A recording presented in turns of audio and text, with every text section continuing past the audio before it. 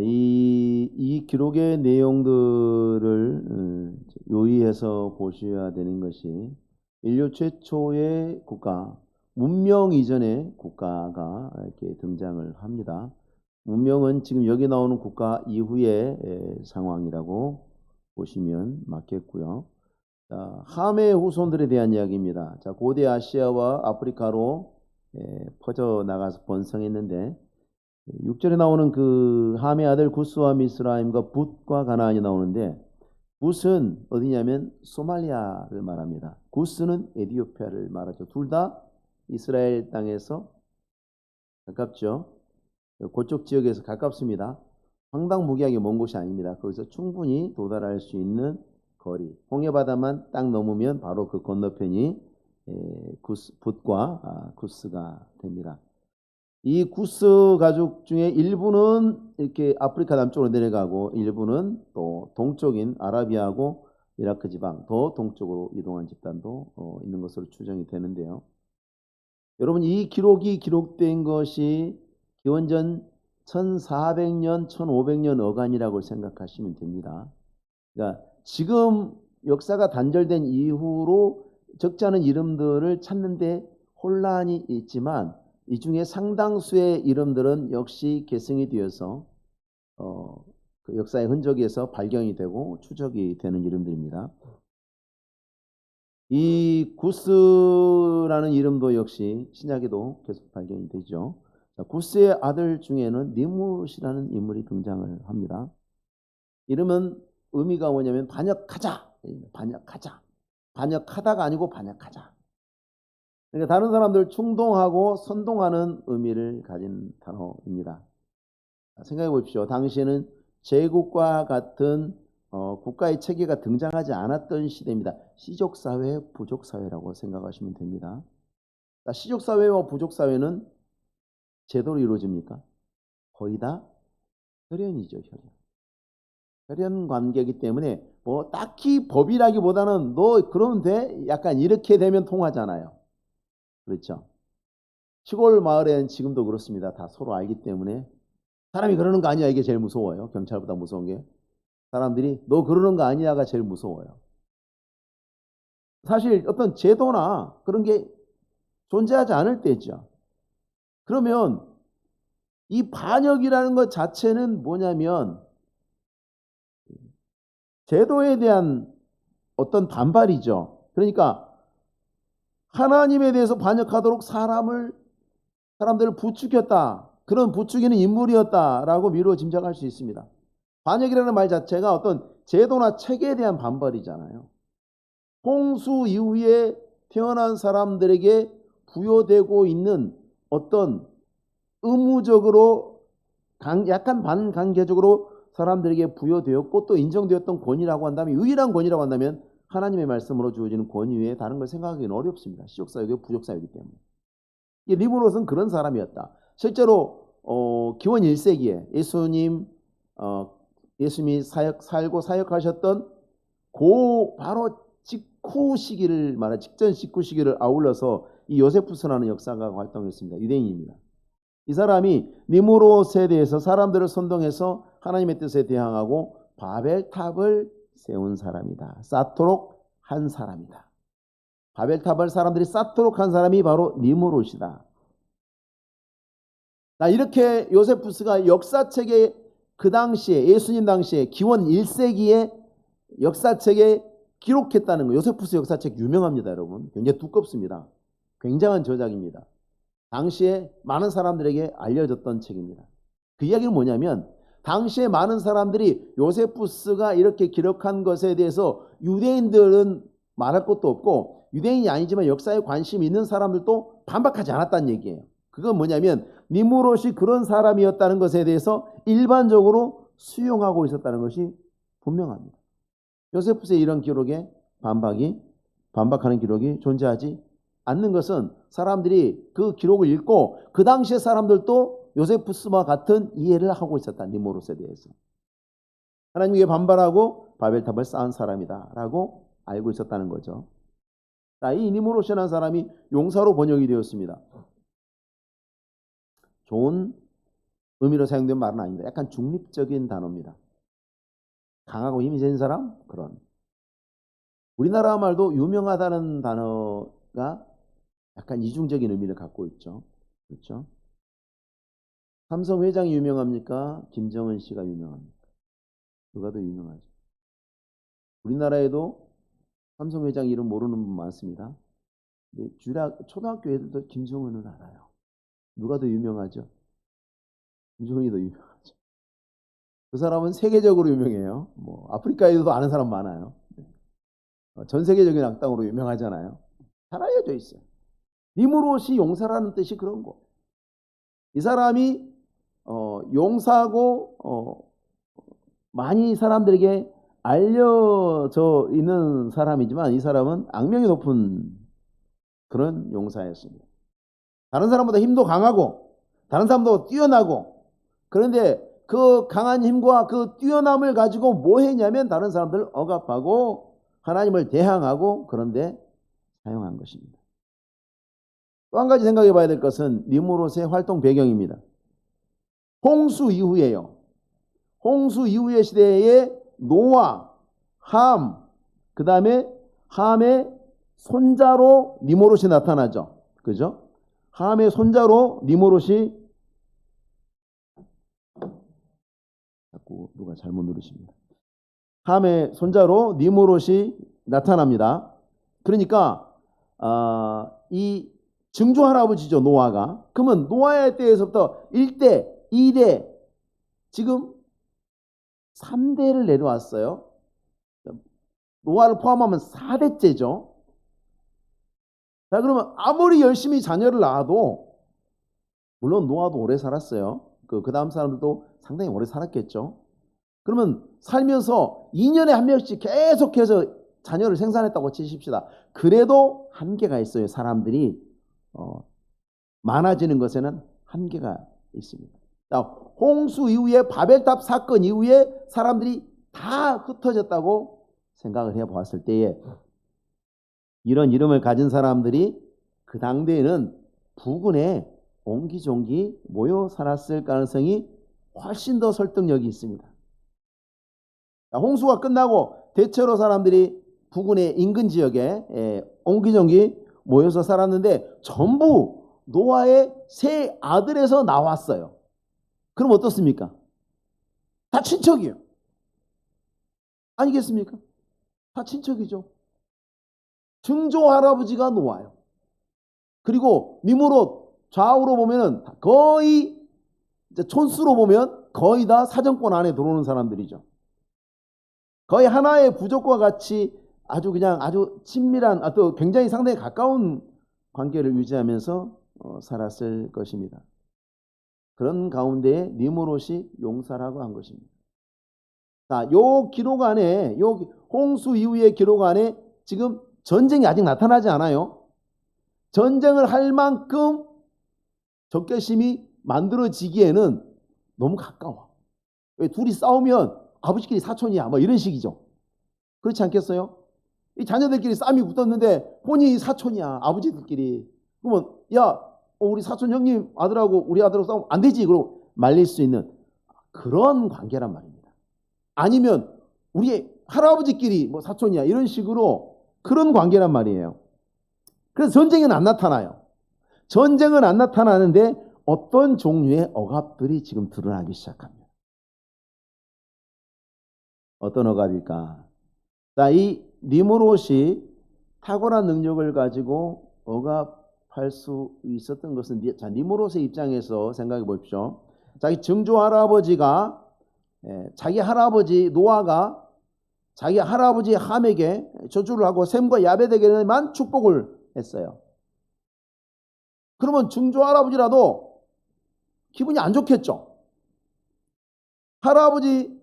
우리 할아버지 함까지 괜찮은데 셈과 야벳 할아버지하고 우리 할아버지하고 딱 나눠지면서 우리 증조 할아버지가 우리 두 할아버지에게만 축복하고 우리 할아버지에게는 축복을 하지 않았다. 받아들이고 싶지 않겠죠. 왜? 내가 거기 이해 당사자가 돼 있잖아요.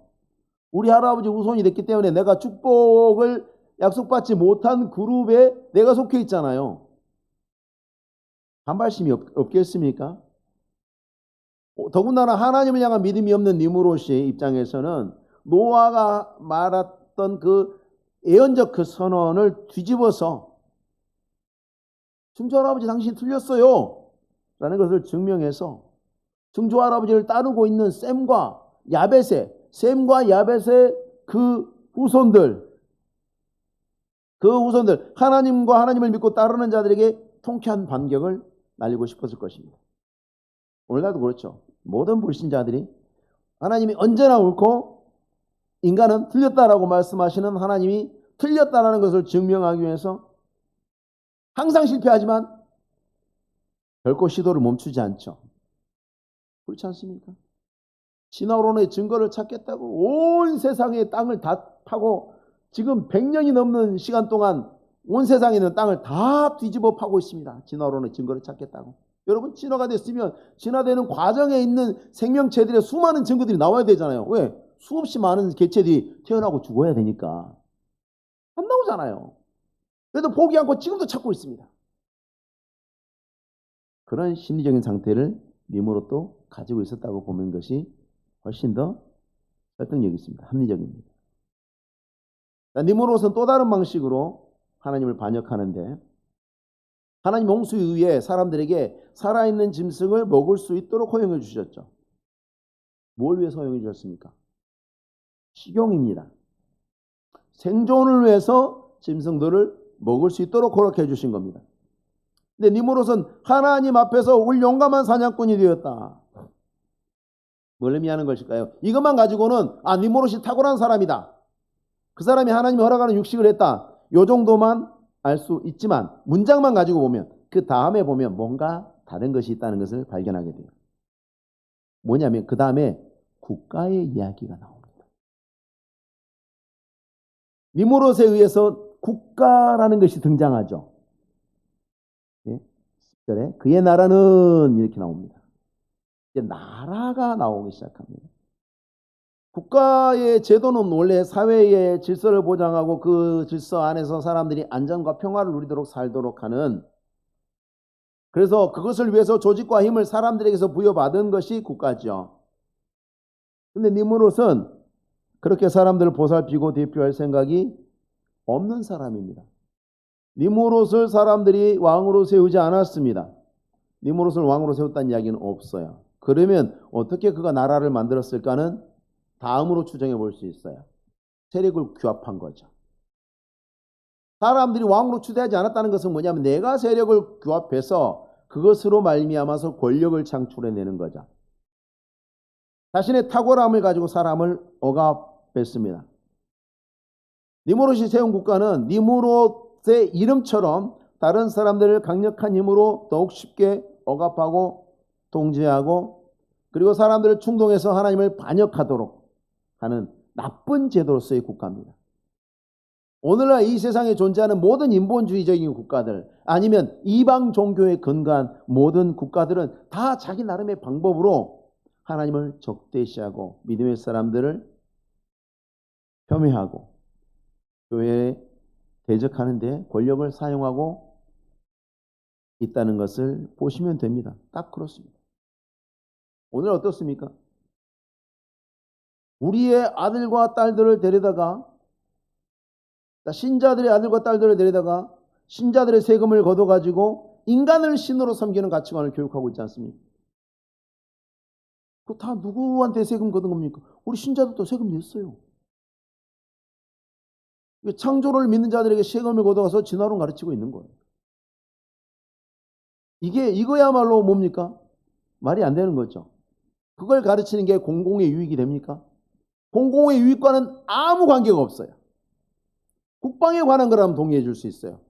국방은 모든 사람들에게 혜택을 주니까. 진화론을 가르치는 것이 누구에게 무슨 혜택을 줍니까? 거기에 누구 걸 써요? 우리의 세금을 쓰죠. 그렇게 하도록 하기 위해서 법과 제도를 이용해서 강제로 징수해 가죠. 이게 억압이에요. 이게 억압이고 탈취인 겁니다.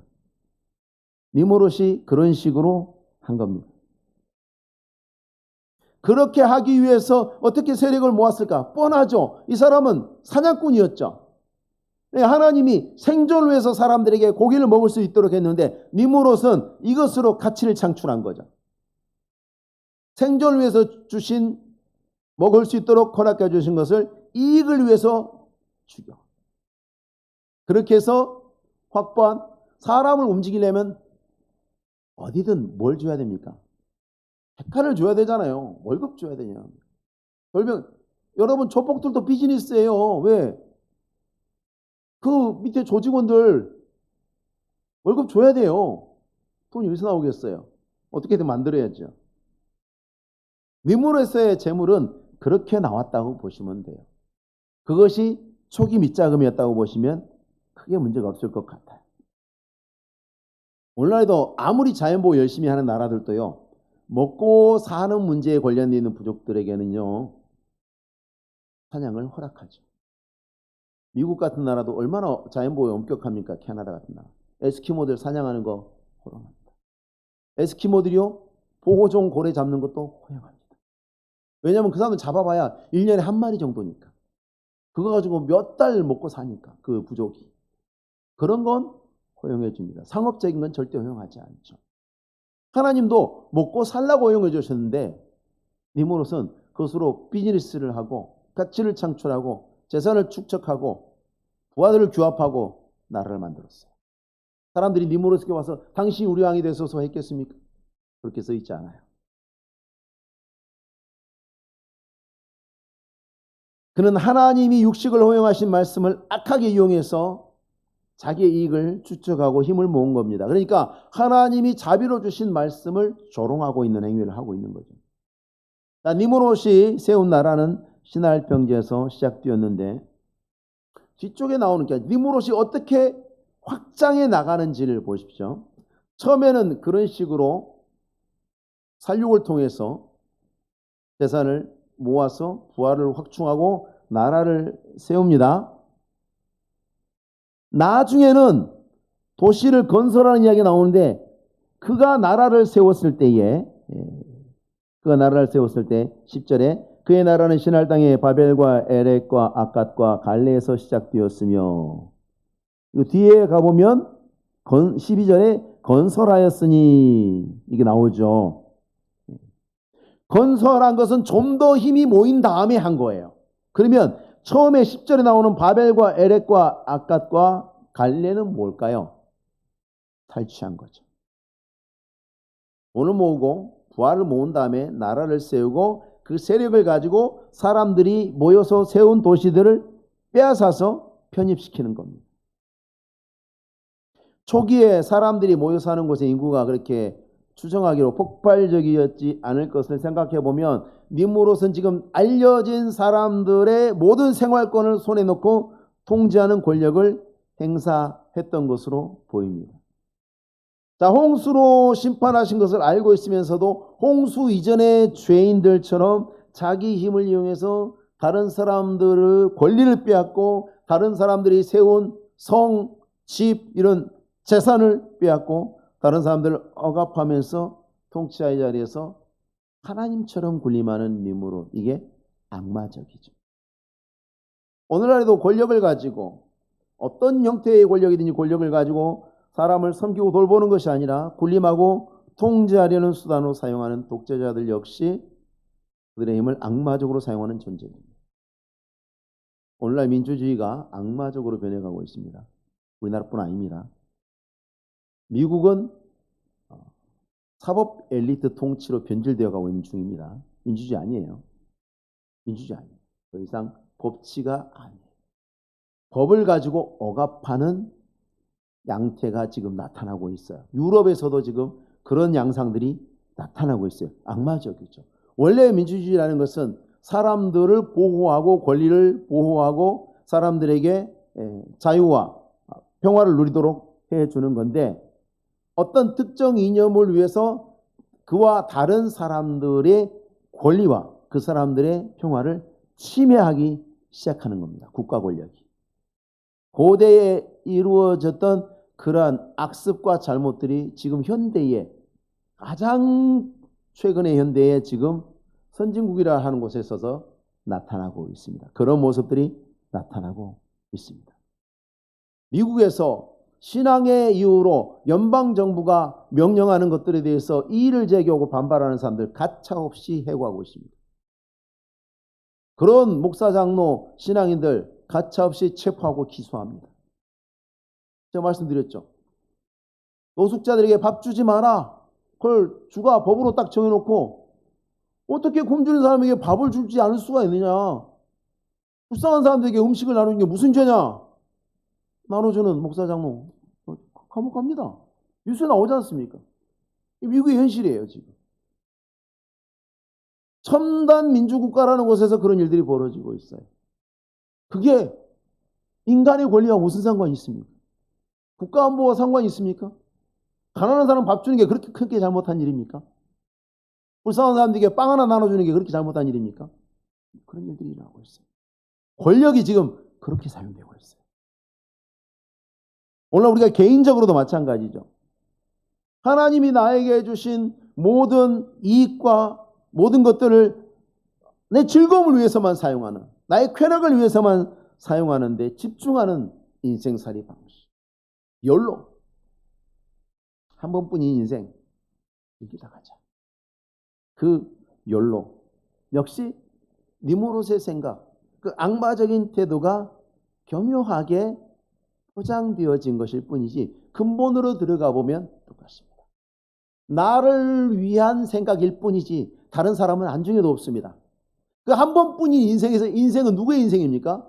내 인생이에요. 다른 사람도 한 번뿐인 인생을 살고 있는데 그 사람의 권리와 그 사람의 평화와 그 사람의 행복은 중요하지 않아요. 연로가 추구하는 것은 오로지 내 삶, 내 즐거움. 얼마나 우리는 사악한 세상을 살고 있습니까? 니므롯은 나라를 세운 이후에 확장을 시도하면서 아수르 땅으로 진출합니다. 아수르는 티그리스 유프라데스 강의 중류 지역에 있어요. 바벨은 하류 지역에 있어요.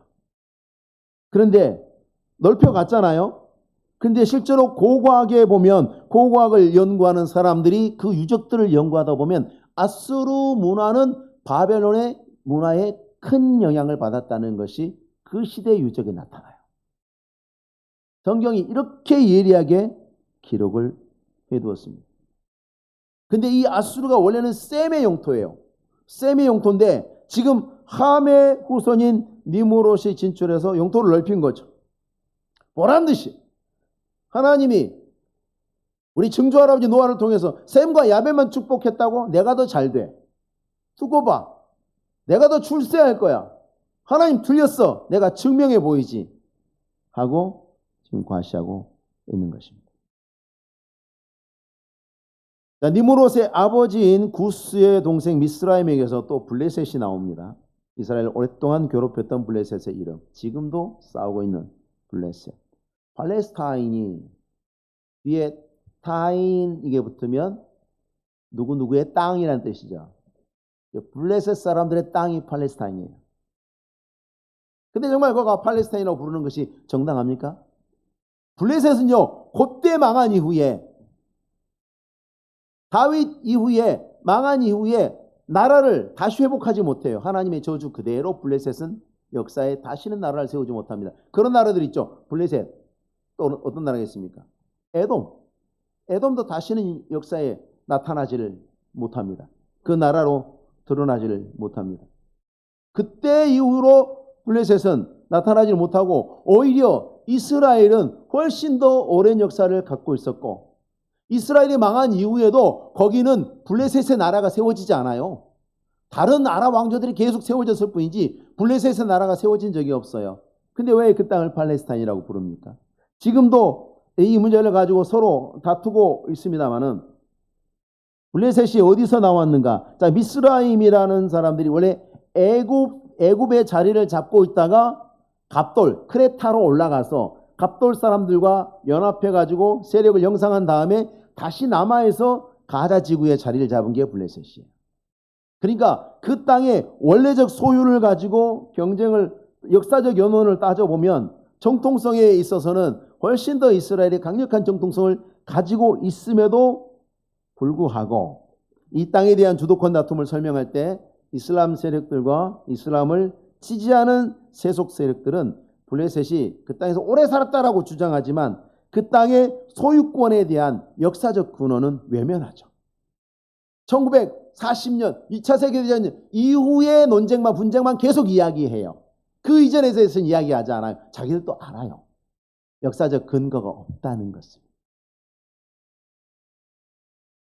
홍수 이후로 퍼져나가는 인간들의 모습은 홍수 이전의 세상이 다시 나타나서 그 불신앙이 번져가는 모습으로 재현되고 있습니다. 동시에 우리는 그렇게 아무런 이래도 안 되나? 이래도 인간은 어쩔 수가 없나 하는 그 상황 속에서도 하나님께서는 여전히 하나님의 택한 백성들에게 말씀을 주고 계시고 약속을 주고 계시고 그들을 택하시고 그 택하신 자들 안에 하나님의 뜻과 계획과 섭리를 이어가고 있는 것을 봅니다. 오늘날 세상 속에 교회가 자꾸 약한 자처럼 보이고 미약한 것처럼 보이고 세상 속에서 더 이상 교회가 이제 아무도 교회 올 사람이 없을 것처럼 보이고 그렇지 않습니다. 우리가 믿음을 지키고 진리의 말씀을 붙들고 사수하면 하나님께서 모든 시대에 택한 백성들을 준비하시고 교회를 그 시대 속에 우뚝 세우셔서 주의 영광의 빛으로 삼으실 것을 우리가 기억하면서 아무리 야물한 세대에도 우리는 세상의 빛으로 여전히 주의 뜻 안에서 쓰임받기 위해서 기도하시고 또 충성하시는 우리 성도님들 되시기 바랍니다. 기도하겠습니다. 거룩하신 하나님 감사합니다. 성령으로 역사하셔서 우리를 불러주셨사오니 악하고 어두운 세상 속에서 하나님을 반역한 패역한 세대 속에서 여전히 우리의 믿음을 지키고 하나님을 영화롭게 하며 주의 선한 뜻을 따라 충성함으로 이 시대에 우리를 이곳에 두신 하나님 앞에 온전히 충성을 다해 섬겨드리는 믿음의 종들로 살게 하옵소서. 이 땅에 이처럼 믿음으로 사는 주의 교회와 백성들을 돌보시고 은혜 주시며 승리하게 하실 줄로 믿사옵고 예수님의 이름으로 기도하옵나이다.